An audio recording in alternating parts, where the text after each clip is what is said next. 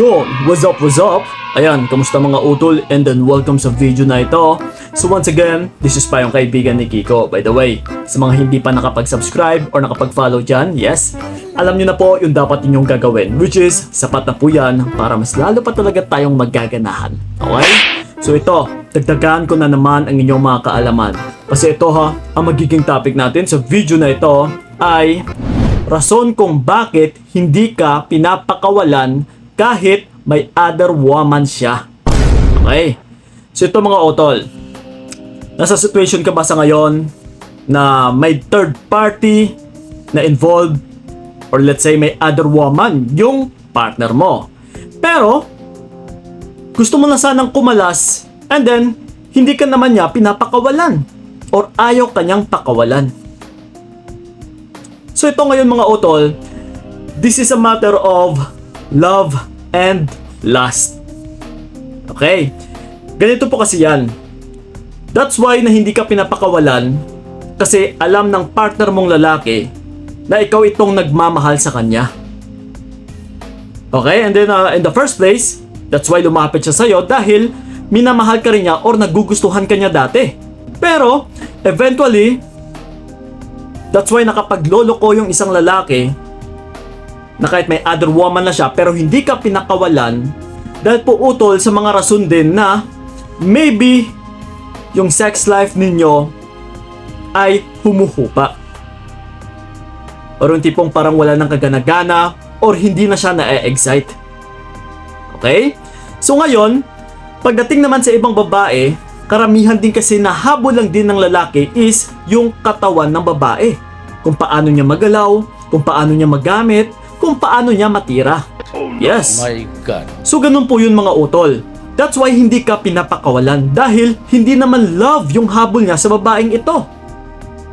Yung tipong pampalipas oras lang until na pagsawaan niya, na para magalaw niya lang, na para matikman niya lang. Pero still utol, hindi pa rin ito maganda pagdating sa side mo. Yes, of course. Kasi nga, minamahal mo siya, in a relationship kayong dalawa, still, pagloloko pa rin yung tawag natin dito. Which is, pag-cheat pa rin.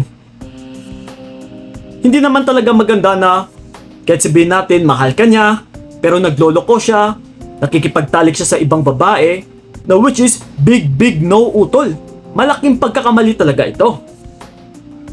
So, that's why na hindi ka rin pinapakawalan kasi yun nga, alam niya na mahal mo siya. Ang gusto netong mangyari is, hayaan mo lang siya, na until magsawa siya doon sa babae niya is, may babalikan siya.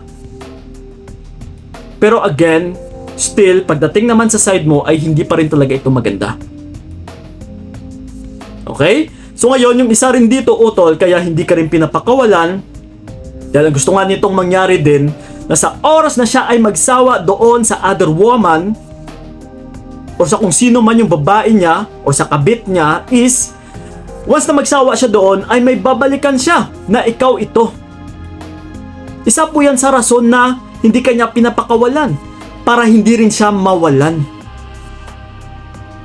Kasi pagdating naman sa babae na ito, alam na alam niya ng lalaki. Nakatawal lang talaga yung habol niya dito, hindi sa pagmamahal. Kasi kung sa pagmamahal utol, syempre kilalanin nyo pa yung babae, mag-e-invest pa siya sa babae, mag-e-effort pa siya sa babae, na wala namang kasiguraduhan. So yun po yung rason kung bakit hindi ka rin pinapakawalan. Ang dating mo dito utol ay magiging reserba. So kung ikaw din naman na babae, okay lang ba sa'yo yon na magiging reserba ka? Syempre hindi. So porket na hindi ka niya pinapakawalan ay mag-e-stay ka pa. Mananatili ka pa rin sa kanya? No. Nagpapahiwatig po ito utol na kahit sex lang yung habol niya sa babae na yon, pag-cheat pa rin yan. Nagpapakita ito utol na lumaki na yung ulo niya. Nawawala na siya ng respeto sa'yo. So kung papasok ka sa comfort zone ng lalaki, na nandiyan ka pa rin, mananatili ka pa rin sa kanya, so siniswerte siya. Nakipagtalik na siya sa ibang babae, and then, sa oras na may babalikan siya, is nandyan ka pa rin. Diba? So walang nagbabago. So paano siya ngayon matatakot? Nakukuha niya pa rin yung lahat ng gusto niya eh. Na which is yun talaga ang gusto niyang mangyari. Yung bakit hindi kanya pinapakawalan. So again, huwag na huwag ka pong pumasok sa comfort zone niya once na ikaw ay niloloko na. Okay? So yun lang po mga utol, yung rason talaga kung bakit hindi kanya pinapakawalan. Dahil magiging reserba ka dito. Pero ito pagandaan nyo rin. Kasi kung minsan, kahit lust or katawan or maybe sex lang yung habol niya sa isang babae, posible pa rin na mahulog yung loob niya balang araw. So syempre, pagdating sa iyo utol is, huwag ka namang maging tanga. Magkatuluyan man sila or hindi, dapat umalis ka na or kalasan mo na yung ganitong klaseng lalaki. Okay? So yun lang po mga utol, sana'y nakatulong talaga yung video na ito. So yun lang po, maraming salamat talaga. So ingat kayo, God bless and babush! Binigay ko lahat para wala kang masabi.